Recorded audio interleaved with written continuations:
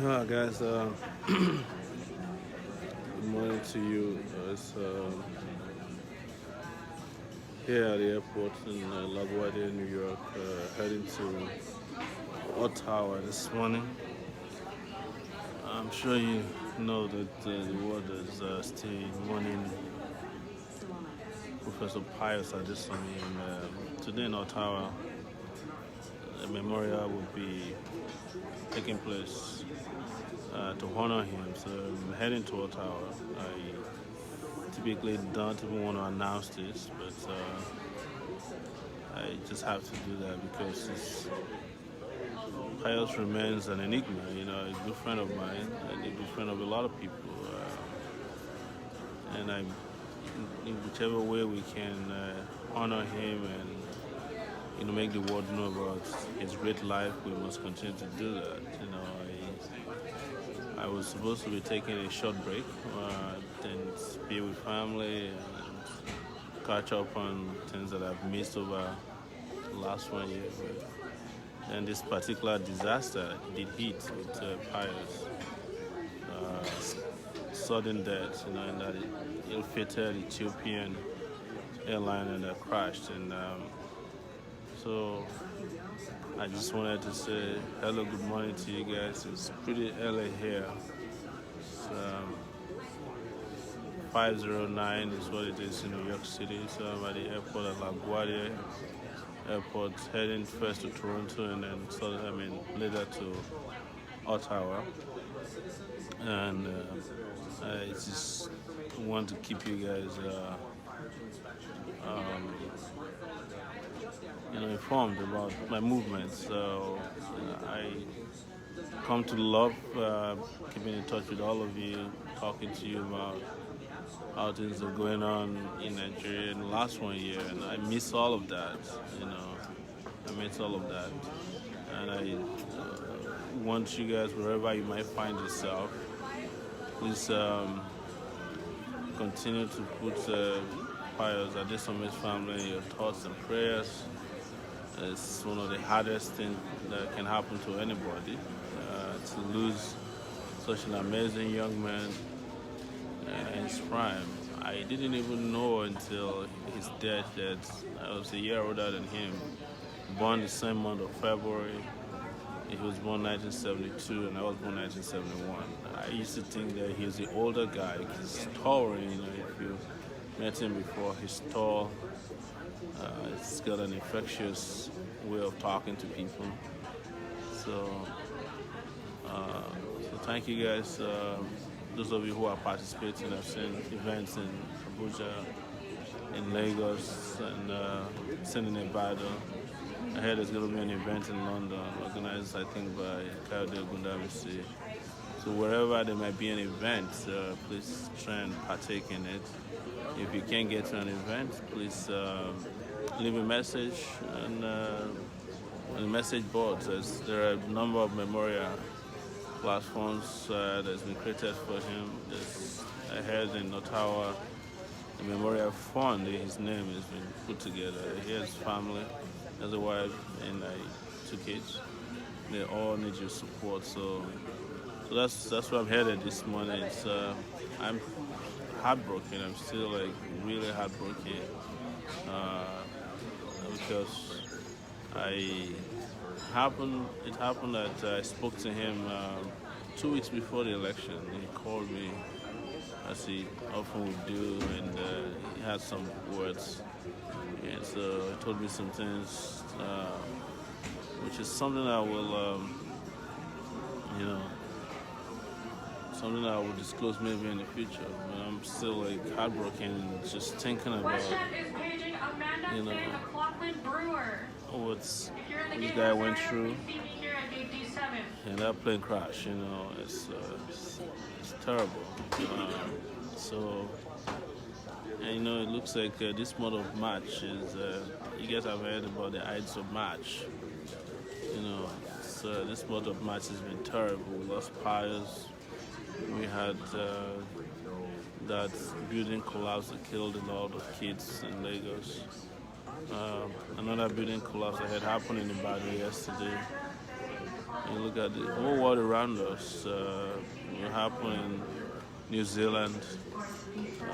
It's been one hectic match for everybody. So I just hope you guys are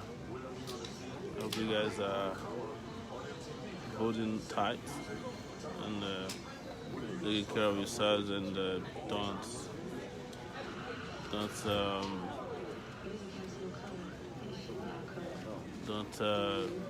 don't feel bad.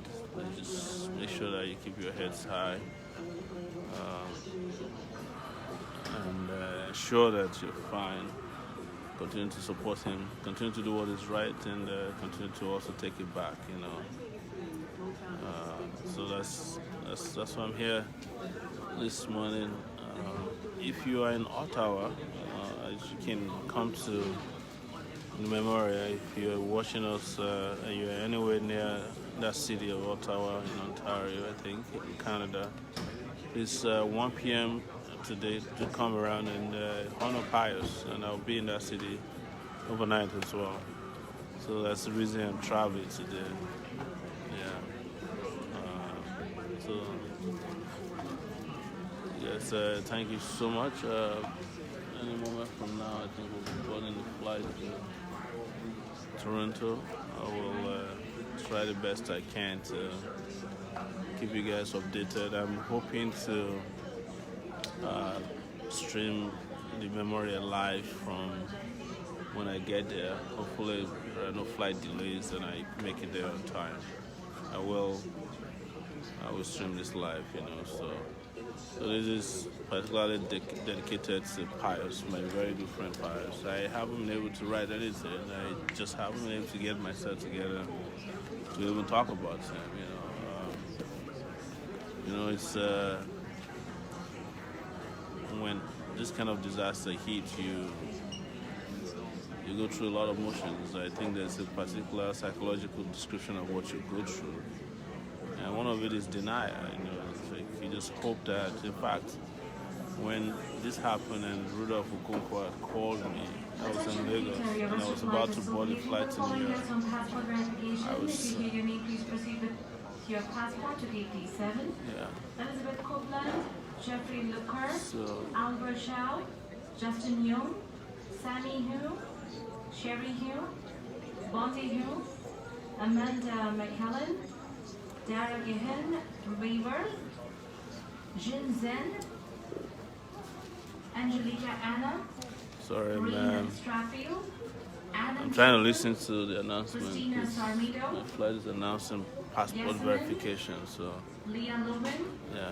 Mark Leeson, Hannah. Anyways, Please so proceed with your passport to gate D7 for verification. when Mr. Rudolph Okonkwo called me and told me, I was saying to him that I just hope, and I hope that this is not true. I know Pius, he's someone who would love to just watch and listen to everybody ranting, going crazy. And then he writes a nice memo and send it out about how great it is to be loved, So I was hoping that would come out, We were doing the calculation between where he was supposed to be and where the plane crashed, and turn around with adding and subtracting time and saying, he's still supposed to be in,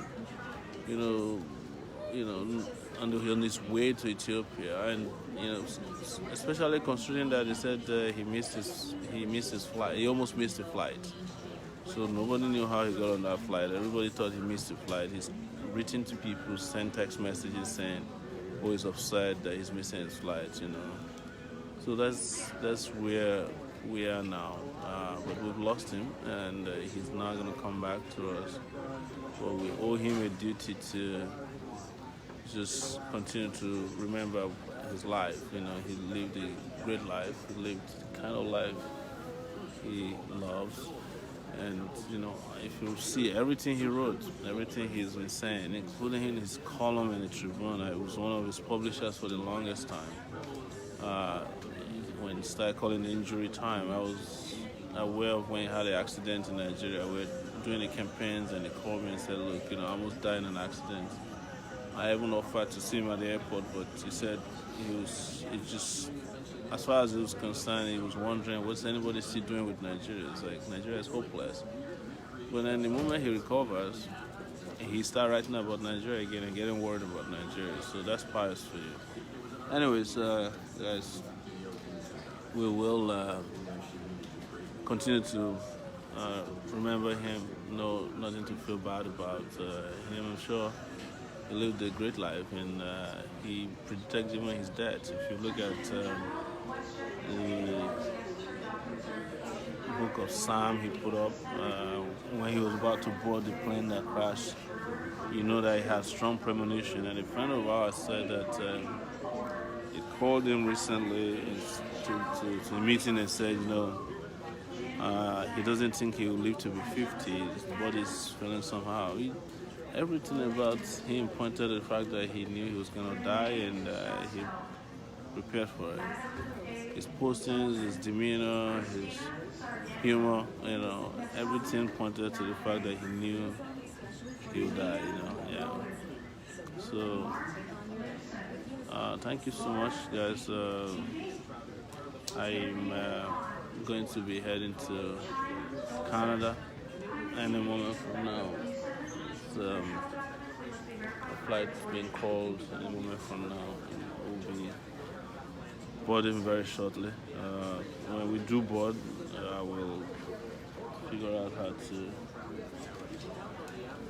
keep in touch. And if you don't hear from me before we take off, probably hear from me when we get to Toronto and subsequently Ottawa.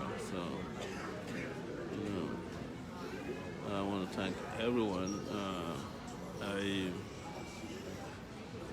want to thank a friend of mine who hurriedly put together accommodation there for me in Ottawa. It was a last minute thing, and we had to make some last minute arrangement. Thank you, Deji, for arranging accommodation for me in Ottawa. So please, wherever you may be, don't forget Pius Adesanmi. If you hear of any event in your city near you, please attend his memorial. If you can't do so online. There's a memorial fund for him. You can also support that to support his family. And to keep his memory and legacy alive. This morning, ladies and gentlemen, we had a completely full flight, and we're still seeking volunteers to check rollerboard bags to your final destination. You pick your bags up on the carousel.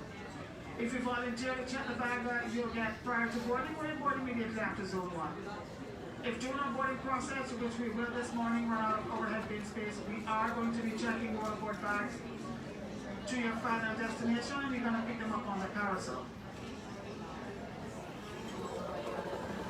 We do have a sizing device here at the gate.